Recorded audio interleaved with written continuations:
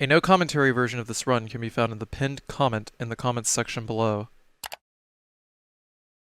Early ad-free access to original uncut versions of all my videos can be found on my Patreon for as little as $1 per month. Please check out the pinned comment in the comments section below for a link to my Patreon. Hello everyone. I have no sponsor for this video, so allow me to promote mine and Lemon's new YouTube channel, Lemon and Geek. So far, it's mostly videos and shorts of our cat Poos, but we'll have other videos on it in the future. Check out our first video where we talk about how we got Poos to Japan. Link is in the pinned comment. This video is intended as a game walkthrough. It is not a speedrun. All strategies in this video were made for efficiency and success rate. Please watch the entire video and listen carefully to the commentary before trying any of these strategies for yourself.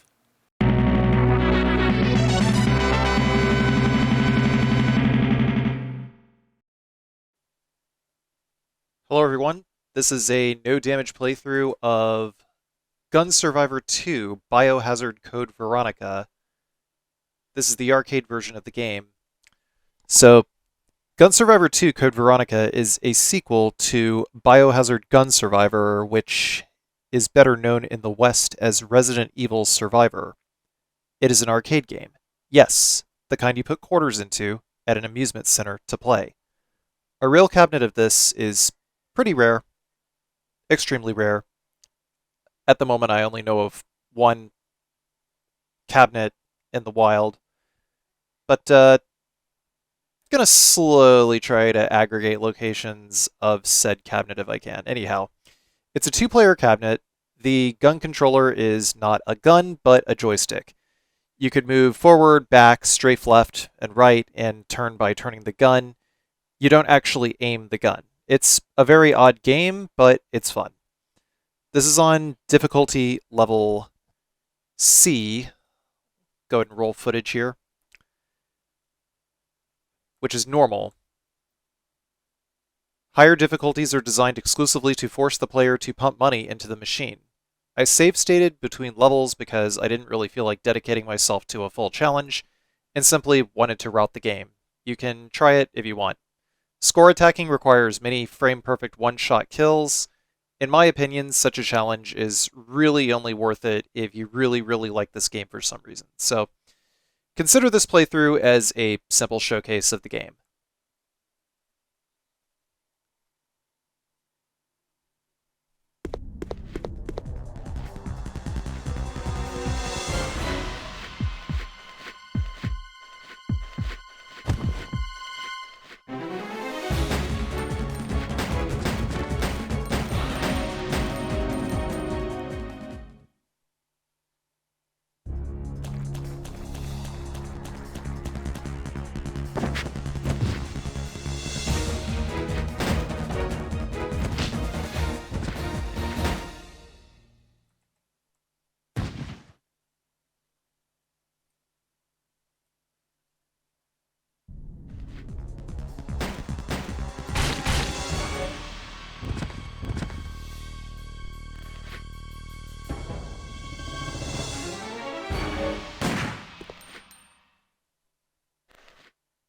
So I'll be doing this playthrough as Steve. I selected Steve as the CPU ID in the service menu.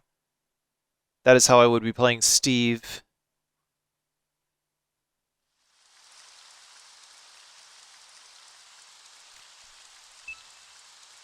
So yeah, emulated hardware, Sega NAOMI.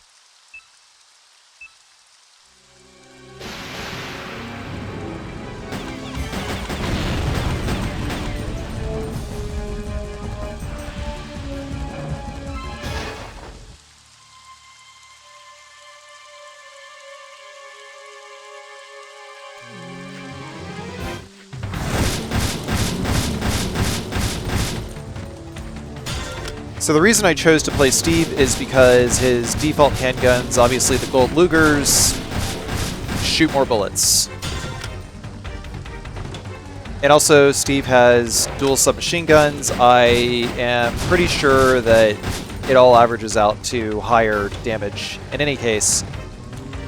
We're just going to breeze past these first two rooms. I want to go forward a little bit and have the zombie bust out of the crates over here. And then run back this way. Grab the submachine gun. There's a hidden message over here. I didn't get all the hidden messages just simply because like going out of the way to do it was, you know, just kind of a waste of time. Especially when I'm trying to get an S rank on every stage.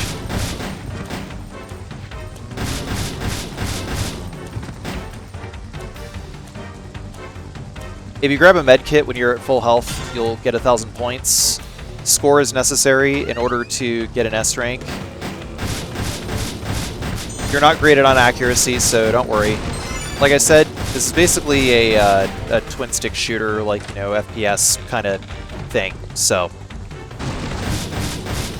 we got to go into this room. In every stage, there is a gem that you pick up, and if you pick up all 5 gems, then you fight the true last boss. It's a very common convention in, like, a lot of arcade games for there to be a true last boss. Also, hunters show up pretty early. You can just backstep them to kill them. Coming up on the first boss, every stage ends with a boss.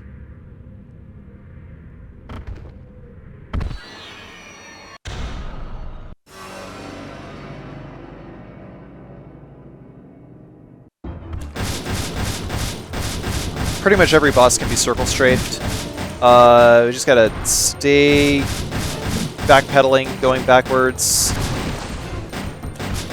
At some point before the end of the stage, I want to try to grab the automatic weapon there. Switch back to the handguns and finish off the boss.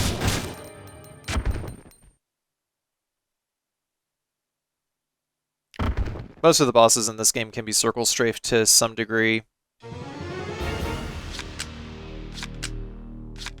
In order to get an S rank in this stage, you basically have to get the no damage and handgun bonus, which in itself is not difficult.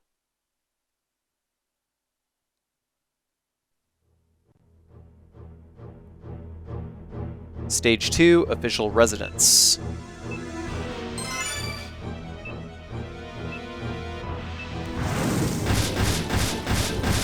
This stage kind of took an obnoxious number of tries. Specifically because of the boss. Start by waxing these guys out here. You'll also probably notice that the arcade version has like green blood. The home console version you can choose blood color.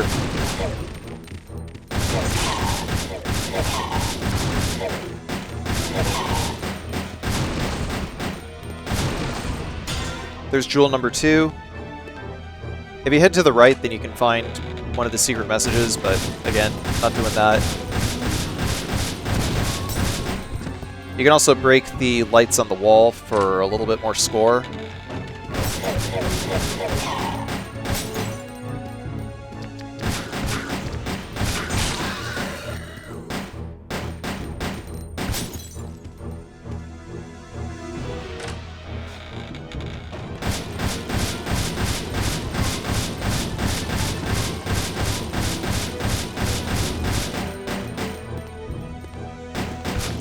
So there's a liquor up here.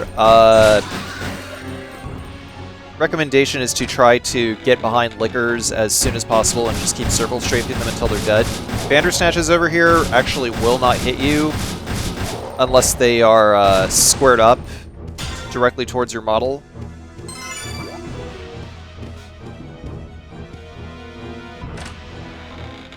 Get the med kit, get the key. We'll just run right past this liquor over here, hug the wall.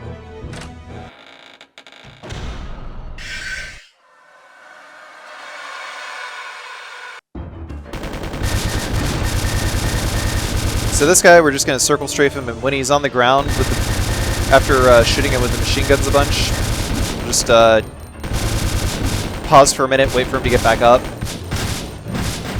The first half of the fight, you can circle strafe him pretty reliably, but his AI changes halfway through the fight. It makes it so that you can't circle strafe him.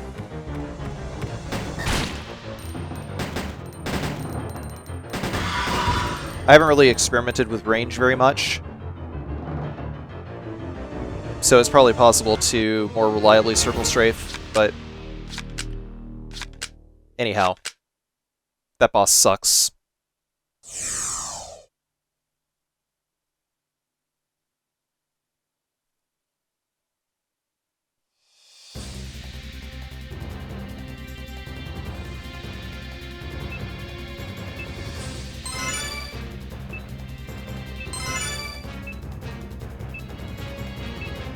Stage 3 is special, it has 2 keys.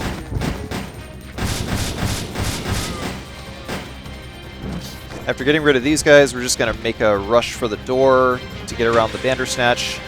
Same with this room, there's a Bandersnatch in here. You don't want to keep Bandersnatches alive for long, or stay in a room with a Bandersnatch for very long. This Licker, as soon as you come into this room, you have to start circle strafing it immediately.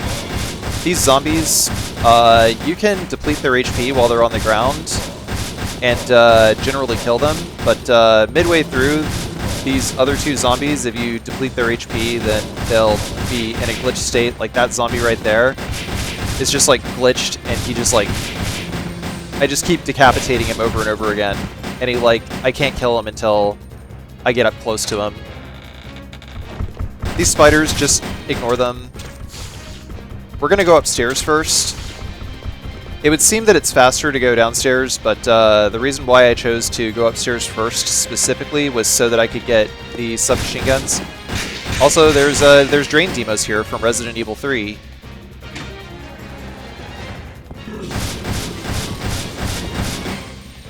After killing that zombie right there, we're gonna exit and re-enter in order to get the other 2 zombies back into their original position, because every zombie in this room vomits.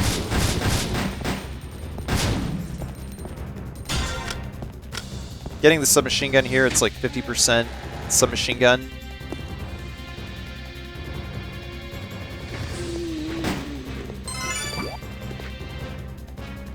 So there's like 3 different classes of weapons that both characters can get. We're just going to dodge in between these dogs. You can get a shotgun, which in my opinion is the weakest. Submachine gun has the highest DPS, I think is probably the best weapon. I haven't really experimented with the other class of weapons, which is the grenade launchers and the Magnum. When we're going through this room, just go immediately to the door. Just spend as little time in that room as you absolutely possibly can, because there is a big ol' bukaka of zombie vomit in that room. It's death. Okay, when we get into this room here, hold back and right to dodge the Bandersnatch claw. Yeah, you just saw, like, Steve can get a grenade launcher, Claire can get a Magnum. I haven't really experimented with Claire's Magnum very much. Go back here and just start shooting the sweeper. The hunter will just jump right in the way, and the submachine gun will make quick work of both of them, and then finish the Bandersnatch with the gold Lugers. Don't bother picking up the grenade launcher or the shotgun, otherwise you will be forced to get rid of your submachine gun. We don't want that. Submachine gun too good.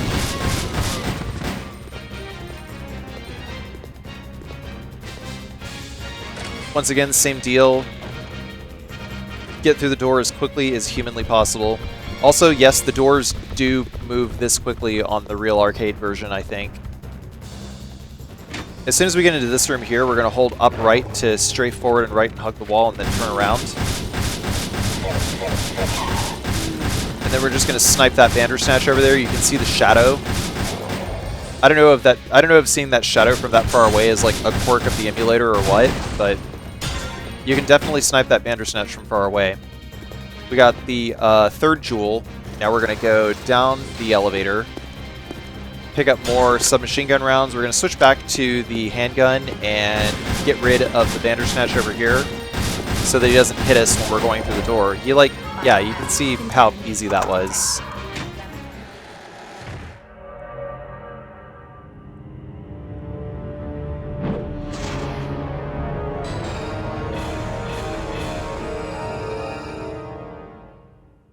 For safety's sake, my recommendation is to use the submachine gun on the Bandersnatch on the right.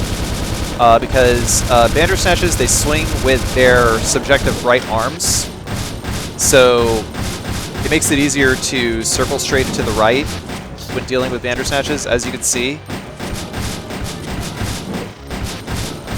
So we have to kill these Bandersnatches while dodging in between Nosferatu's poison clouds here. Basically, the game is now Toho Resident Evil.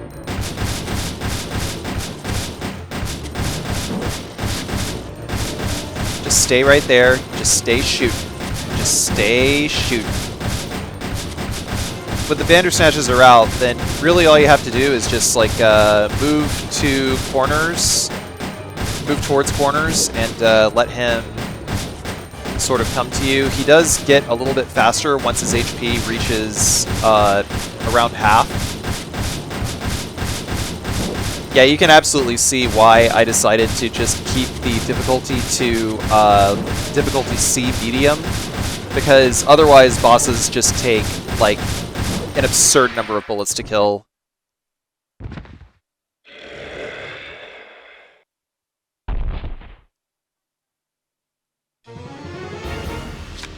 I wanted to preserve a little bit of challenge.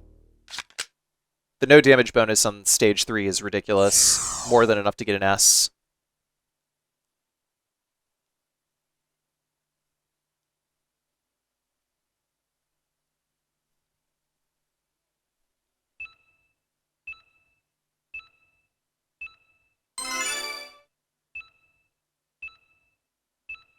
So by now, you've probably seen the timer at the top that says Nemesis will be free.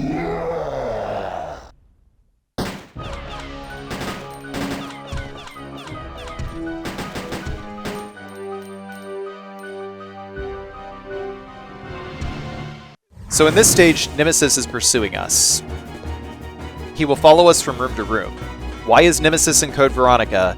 So this is an arcade game. Please don't take it too seriously.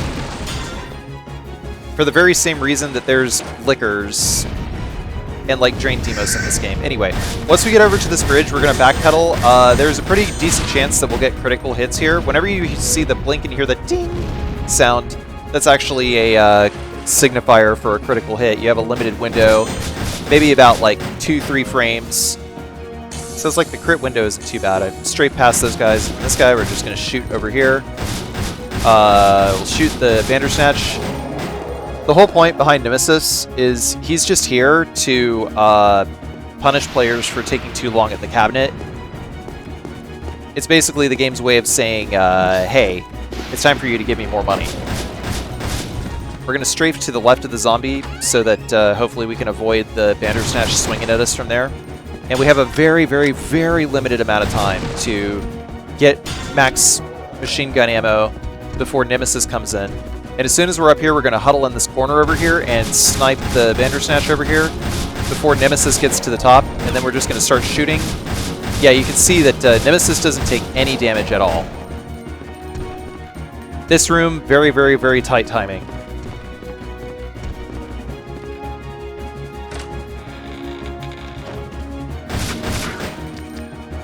Same with every other liquor, we're just going to hug the wall to get around it. These zombies, they all vomit, so best thing to do is to just blast them out of the way with Steve's Lugers. And yeah, you can see as I got closer, the zombies like reactivated and got back up. It's I don't even know what's going on here, dude.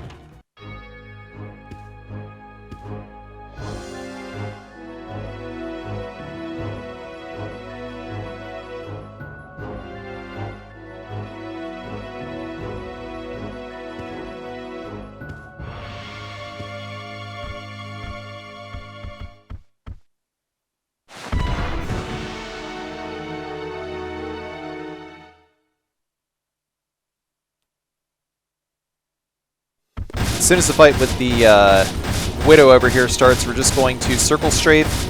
You want to try to stay at the side, closer to its butt, but don't get behind it. We can do that by keeping the circle kind of loose, but if it turns out that the front is coming a little too close for comfort, then you can close in a little bit so that you can get enough speed to be able to move behind it. But yeah, you circle strafe that boss, not a problem. Slightly different AI from the one at the end of stage 1, as far as I could tell.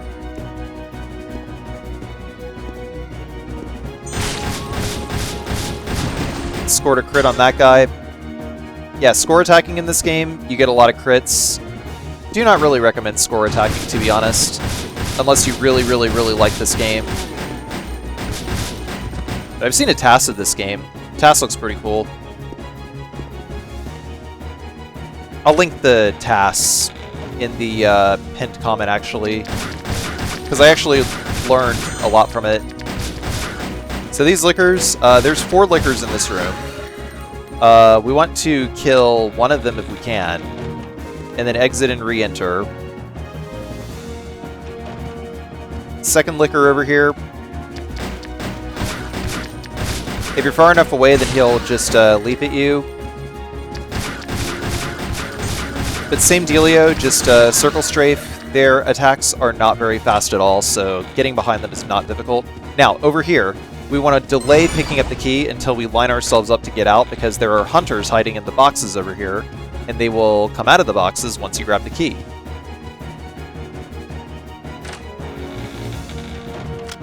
Now we're going to go up against Alexia.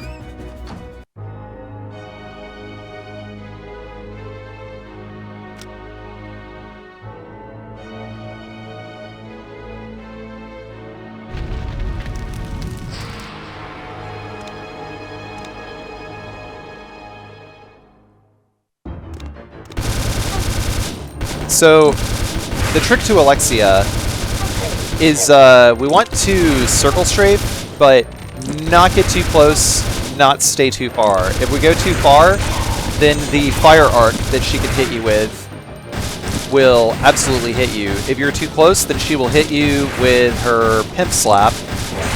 Like, she'll just freaking backhand you, and that causes a lot of damage. But by staying exactly this close, the blood will actually not reach you, and also the dogs have a lot of difficulty getting to you as well. You can kill the dogs with like a straight crit. There's 8 dogs total.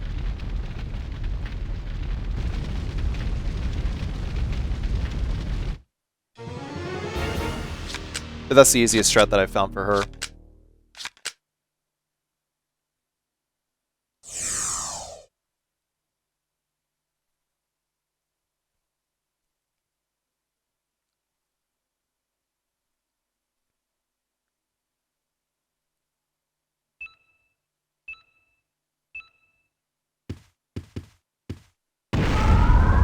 The self-destruct system has been activated.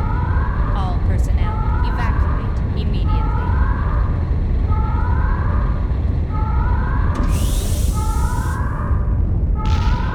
The self-destruct system has been activated.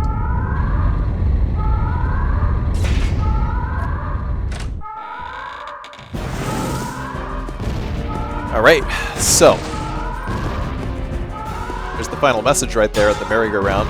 We'll collect the final gem here. And the final gem will enable us to fight the true last boss. We'll pick up the machine gun. Gives us 100% machine gun. It's enough to take out the tyrant here.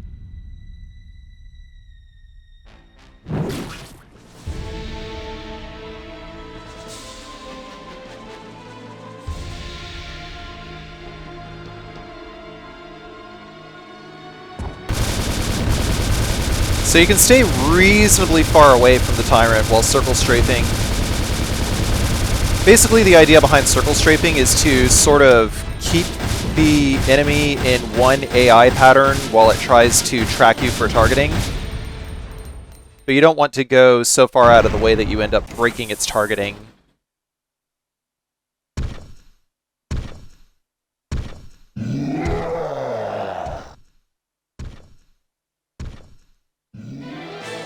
Alright, so final boss.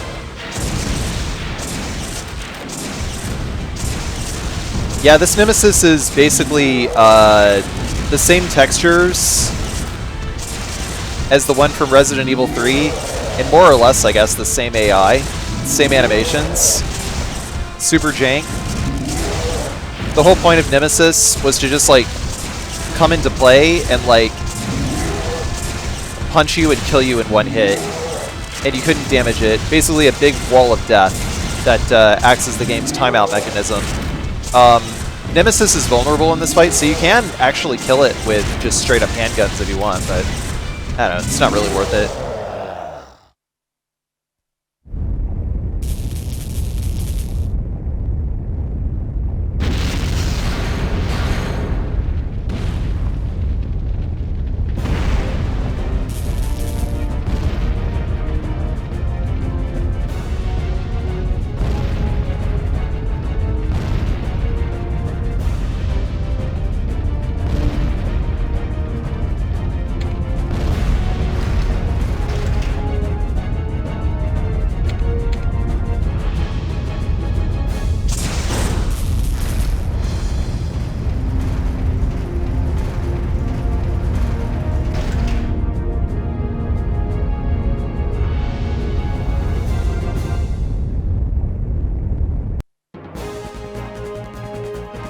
So yeah, that was Gun Survivor 2 Biohazard Code Veronica. As I mentioned before, like, finding a real cabinet of this game is very difficult. There are home console versions of this game on the PlayStation 2. There is one released in Europe and one released in Japan. The European version runs at PAL speeds though, so it runs about 16% slower. The Japanese version runs at the correct speed, but it's in Japanese, so the arcade version was the only actual version of the game that could be played at full speed in English, which is why I chose to play this version. And also, it is possible to play this over NetPlay, I think, but I haven't really figured out the actual logistics of it, so there might be a possibility that I might bring this game back again in the future as a co-op game with someone else.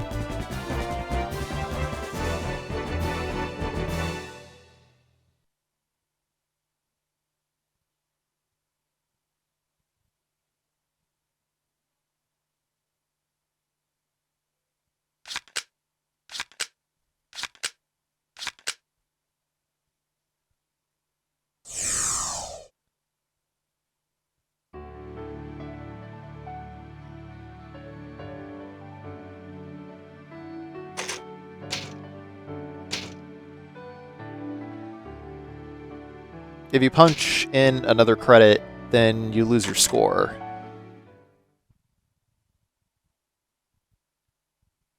That password, you would punch that in to an online leaderboard while it was still live. I don't remember if it was like the Capcom website or the Namco website, but you can still find the website on Internet Archive. Did a little bit of sleuthing on Internet Archive to see if I couldn't learn a little bit more about the game in general, but anyhow. A little bit of a bonus section for you here, just showing the one of the attract modes. You get a little tutorial here.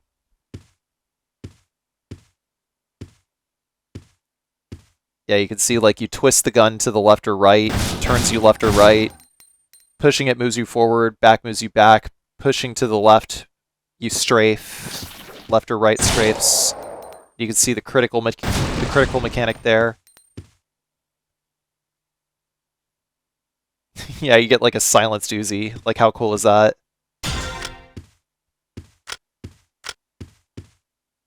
Anyhow, if you like what you see, please be sure to like, comment, and subscribe. Check out all of my playlists for all of my other no damage videos on other video games. Want to support my bad challenge run habit? You can do so on my Patreon, patreon.com/carcinogenSDA. Link is in the pinned comment. I also live stream anywhere between like 3 to 6 times a week. So be sure to check me out. Preferably on Twitch, twitch.tv/carcinogenSDA. And yeah. Oh, also, one very important thing. If you are in the Chicago area, please comment in the comments section and please tell me if Galloping Ghost Arcade still has a cabinet of this game. That's all I wanted to know. Thank you.